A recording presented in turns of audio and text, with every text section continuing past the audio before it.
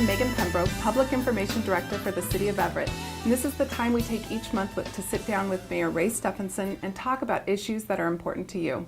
Welcome, Mayor. Thank you very much.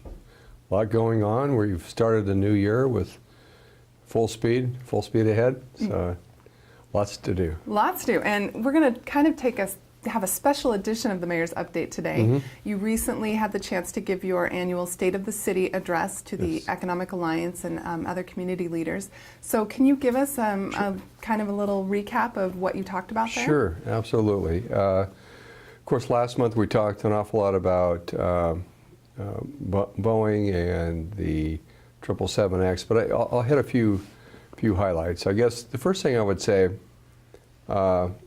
we all know now that 51% of the machinists supported the revised contract. This is a contract that was a significant cultural change for the machinists. They voted in this contract to move from a defined pension plan to really a 401 plan. That was probably the most significant change.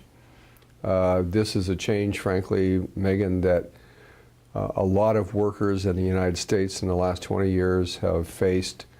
Gosh, it was 1979, I think almost 30% of U.S. workers were in a defined pension plan, and today only about 3%. So I think what's happened and what we see in this contract is really the changing nature of business in the United States. And I think a lot of it is driven by foreign competition.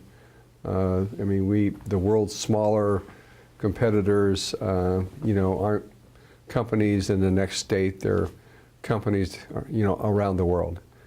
And so, but again, I mean, for decades of benefits that the machinists have negotiated for their workers realized by a slim majority, albeit, that they would move to a 401 pension plan. What it does on the positive side, and I think this is really what's important to remember, is with the commitment and the promise from the Boeing company that the 777X, the next generation of the most popular airplane in the history of the Boeing company, will be assembled in Everett, that the new wing, which is going to be a composite wing, will be, there'll be enclaves built here, the components will be built here, the wing assembly will occur in the state of Washington.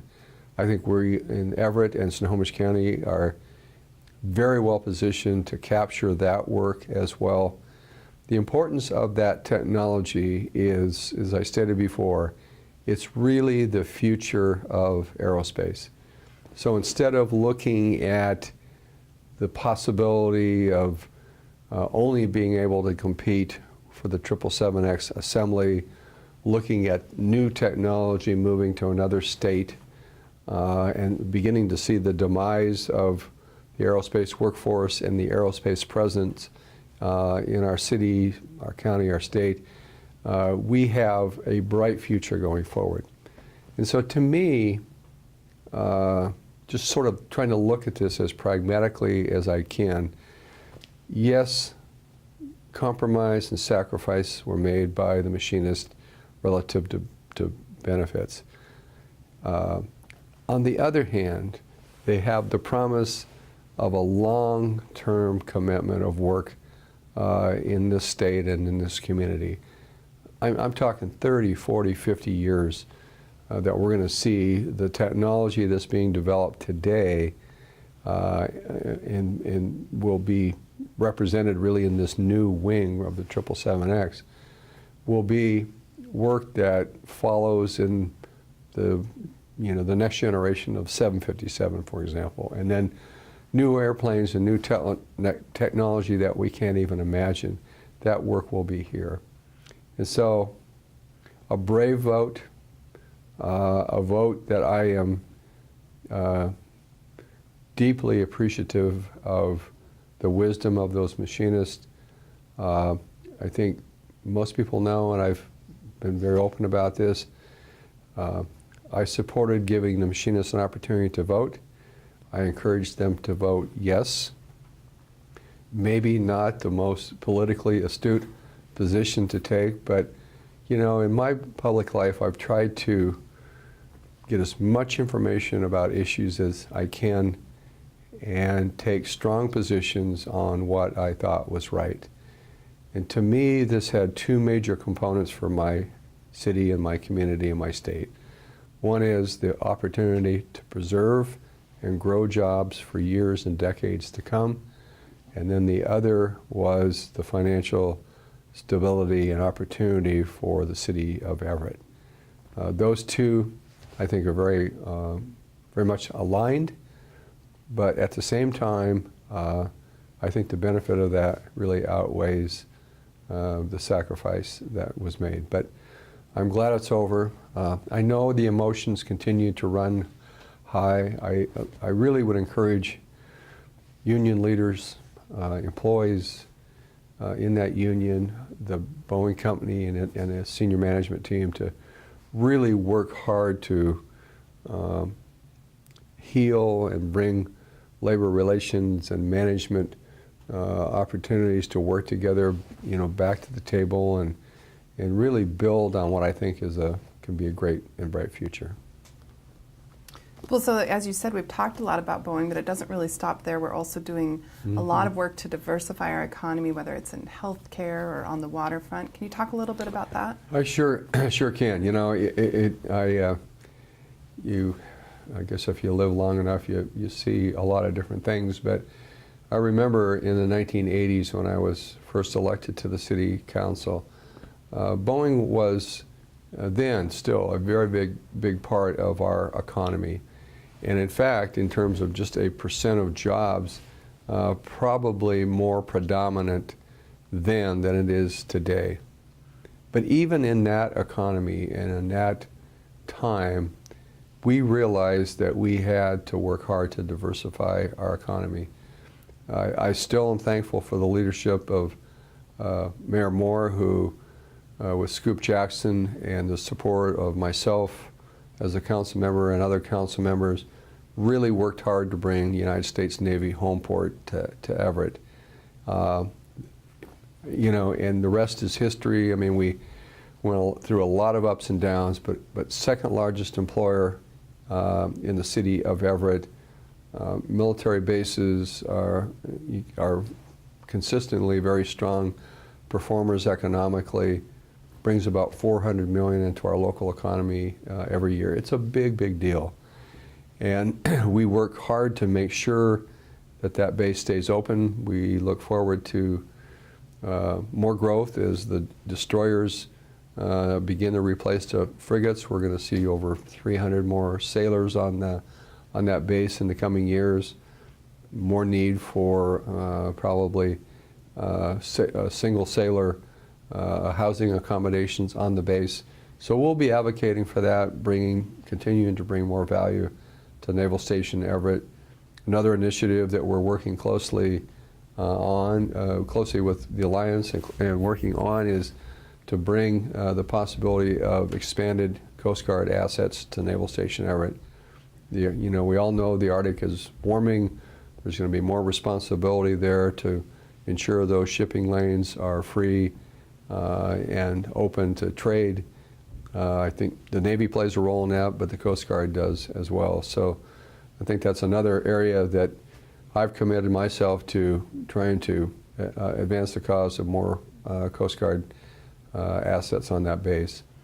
Our healthcare, in the 10 years I've been mayor, we've seen a huge expansion of Providence to become a regional medical center.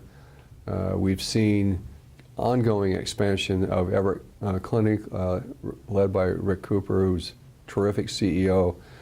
And we are consistently recognized in both institutions as providing high care, very high quality, affordable health care. And a lot of practices that they are using are being emulated across the country. So I think they're we have a very strong foundation there. I think it translates to education needs, but I think we really want to look for expanding sort of adjunct healthcare kinds of opportunities. Might be robotics, it could be pharmaceuticals, whatever it is. I think we are well positioned to support other medical kinds of growth in our community. So that's important. We're seeing a resurgence of community banks in our community after the recession. That's a big deal because small, medium-sized, large business as well, but particularly small and medium-sized business need capital to grow and expand. So I've been very happy to see that sort of resurgence of local banks. And then the other emerging opportunity for us is in maritime shipbuilding, ship repair that comes with a purchase and sales agreement that's going through due diligence between Saltchuk. Saltchuk is the parent company of Foss Maritime and Kimberly-Clark. There's a great opportunity to see job growth on that waterfront. And I think back to the moratorium that we put on that site, the work that the Planning Commission did, which was incredible. Majority of City Council supported the continued opportunity for job growth on that site. In the Central Waterfront Plan, we preserved industrial zoning. We recognized with that deep water, we had a great opportunity for attracting maritime use, and lo and behold, I mean, we get the best, one of the best companies in the world in Foss Maritime looking at future growth there. Their projections, 250 jobs that go down. I think that's a few years away after cleanup and construction. I think well could grow over 1,000 jobs in the next decade. So that's another great opportunity for our community in a very direct way in terms of jobs, and it really speaks to the diversification of the economy. And I don't think it stops there. I mean, I think I'm very involved directly with the Economic Alliance in Orange County. Troy McClellan's done a wonderful job leading that organization. And he and I recognize that this is sort of the tip of the iceberg in terms of what we're going to have to do as a county and as, for me, the city of Everett to expand and diversify our economy. Well, we're going to take a quick break, and then we'll come back and talk a little bit more about what's ahead in 2014.